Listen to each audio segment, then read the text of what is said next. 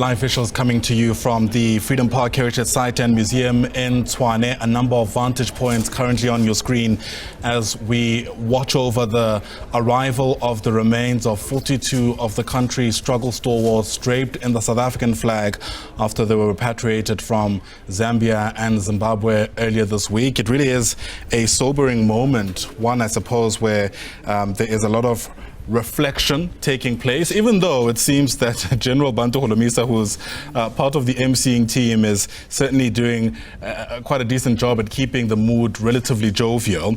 Much of the morning has been characterized really by some of the more prominent names that have really dominated much of the coverage that we've seen, perhaps even in the week gone by. But there are certainly other individuals who are being remembered today whose stories are as rich and as colorful. So perhaps as we take in these visuals, we can take you through some of those names and their stories. For example, amongst those who are remembered today is Todd Matitika. He is, has been an activist. In fact, is being remembered as being among the original writers of Drum magazine. And what I find quite interesting is that apparently he also had a love for classical music that he, in some instances, has been able to co-author. In fact, he's been remembered also as a jazz musician, most notable for his work as a pianist with the Manhattan Brothers and some of the Harlem Swingers. What stands out, of course, is that he's also been lauded for essentially composing the music to a number of theatrical pieces, including King Kong, which of course became a nationwide hit in the 1950s, perhaps into the 1960s. So that's just one of the individuals today who is being remembered today. Vincent Khumalo is another name which I'm sure you'll hear about today. He's originally from Johannesburg, born in 1924. Went into exile in the 1960s and in fact formed part of the Luthuli detachment. That's something else that has certainly stood out. He was known as Nimrod Zwane or Umtungwa and received training in various countries. Sadly, in 1974, we understand he was killed in a car crash in Zambia, more specifically in Lusaka. Stanley Molefe is among the 42 struggle stalwarts who are going to be remembered today. He passed away as well in 1974 from natural causes, we understand, in Zambia. Originally from Soweto, went into exile in the 1960s. John Nyati Pokela, another name that perhaps you might want to remember on a day like this. Born in 1921. In fact, he was one of the ANC Youth League members at that time who broke ranks to establish the PAC, a movement, of course, which also has its name and identity written in our history books, and that was in 1959. He was on Robben Island for about 13 years for activities linked to the PAC whilst he was in the Eastern Cape. He was released in 1980s and went into exile as the chairperson of the Pan-Africanist Congress at the time, and that's a position he held until he passed away in Zimbabwe, we understand, in 1985. He's also received a state funeral there for his dedication, of course, to the fight against apartheid. So that's really just some of the individuals who form part of this incredibly rich history in this country who are being remembered today and whose memories we hope certainly will continue to be etched, certainly in the minds of those who are part of today's ceremony and in the minds of those who are to follow in South Africa. Also being remembered, of course, is Thabo Mbele, originally from Soweto. He went into exile in the 1960s. In fact, he also formed part of the Luthuli detachment, of course, and that's why he was known as Ukuluva. In 1976, he also died in a car crash in Lusaka, and of course is being remembered today, Lusaka being in Zambia. Another name worth mentioning, Basil Paul Peterson February, born in 1943 in Cape Town in District 6, and that of course is a region to this day that is still so rich in the country's history, as many people there tell the story of the country's fight against apartheid. I mean, questions around land dispossession, for example, come to the fore at this particular time. In 1961, he was enrolled for medicine at UCT. At that time, he also got involved in politics and, we understand, actually left his studies there. In 1963, he joined the South African Colored People's Organization, and just a year later, he joined Umkhonto weSizwe, where his activism was intensified in the fight against apartheid. Just a few years later, 1967, he and his comrades went into exile in Zimbabwe. In fact, they ran into a roadblock there, and that's where he was reported to have died after being pursued by the police, which lasted for days. What might be lost to us in some instances is just how young some of these activists were at the time of their deaths. I mean, Basil February was just 24 when he died in Zimbabwe back in 1967. His family has been waiting since that time for his return. Once again, live visuals for you in Tshwane as we continue taking in some of what we're seeing, and of course taking in the rich history that accompanies some of the stories that in many ways are encapsulated in the bones and the remains that are going to be honored today.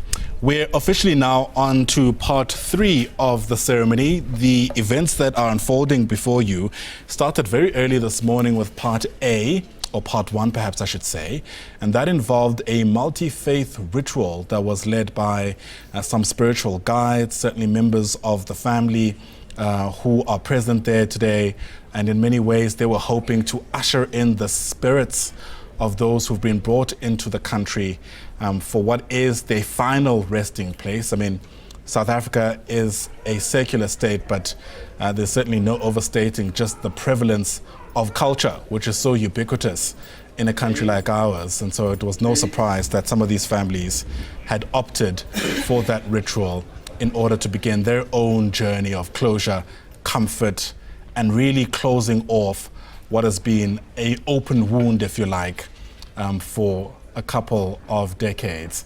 And as we continue taking in these visuals, perhaps it's worth taking you through some of the profiles of some of the people who are being remembered today, and that includes Florence Mophosho, born in Alexandra back in 1921, a township which of course in some instances still makes headlines, happens to be also where I'm from. In 1952, after the Defiance campaign, Florence was inspired and actually joined the ANC. Just 3 years later, she was key, we're being told, in mobilizing for the Congress of the People, which adopted the Freedom Charter in Kliptown, that is in Soweto. And of course, in our democratic dispensation, that name, Congress of the People, in some respects morphed into a political party, which I suppose during our era of the GNU has in some ways also taken on its own life. Phosho also took part in the 1956 Women's March against the past laws. We still remember that day as part of Women's Day in South Africa.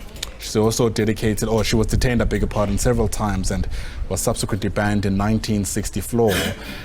Florence Phosho went into exile in Zambia and Tanzania. That's where she continued to represent the ANC.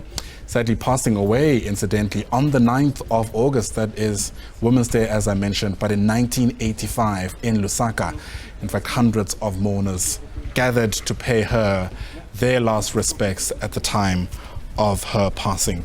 Certainly a name today that will certainly continue to be remembered as we continue to welcome these 42 heroes and heroines who have been brought into the country. And I'm sure you'll understand that it does take a while to bring all of their remains into the main venue, if you like, of the Freedom Park Heritage Site and Museum in Tshwane. And that's really the process that we're showing you now in the lead up to the official start of this aspect of the ceremony, which is going to culminate later on this morning in an address from the President, who without a doubt is going to reflect on their contributions, and in many ways I think is going to try to place how significant that is even as we continue enjoying our democracy. A very complex democracy, by the way. Many people will tell you that whilst these individuals have been at the forefront for fighting for political liberation in this country, there are still so many other liberations, if I can, that still need to be achieved, including economic liberation, perhaps, especially when you consider just the plight of the black majority, many people might tell you, in a country like ours. But the remains draped in the South African flag at this iconic site, which is actually divided into 5 main areas, namely Isivivane. That's where we were earlier this morning. That's where that multi-faith ritual took place. There's Iskumbuto, which is Swati for memorial. It's the main memorial site that tells the most important conflicts of South Africa's history.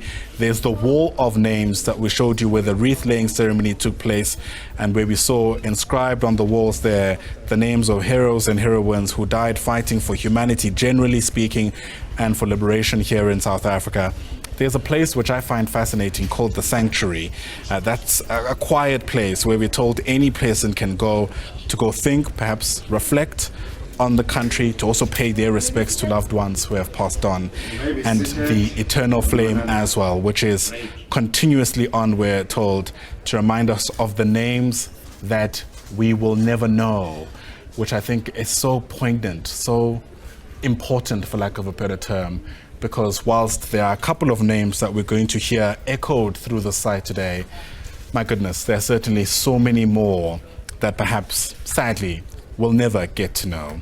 A name, though, that we have heard several times is that of Advocate Duma Nokwe. Dumasile is his full name. He was born in 1927 in Everton, in Gauteng. He attended university at Fort Hare and at Wits here in Johannesburg. That's where he qualified as the first African advocate in the Transvaal region. At least that's what it was called back in 1956. Nokwe is also part of the advocates who defended the 156 apartheid victims who were accused of high treason between 1956 and 1961. Following that trial, he was detained and ultimately banned. In 1963, he fled the country after being put on house arrest. In fact, at the time, he was the Secretary General of the ANC, at least from 1958 until his passing in 1978, when he was still in exile in Lusaka, that is in Zambia. He, of course, has really been at the lips, if you like, the tip of the lips of many ANC officials who have spoken about today's ceremony and its importance. All right, perhaps we should just toss you back to Tshwane in the lead up to the start of this aspect of the ceremony. We've been speaking to you, and these are the names and faces of the people who have allowed us to gather in this particular site in the way that has happened for much of the day.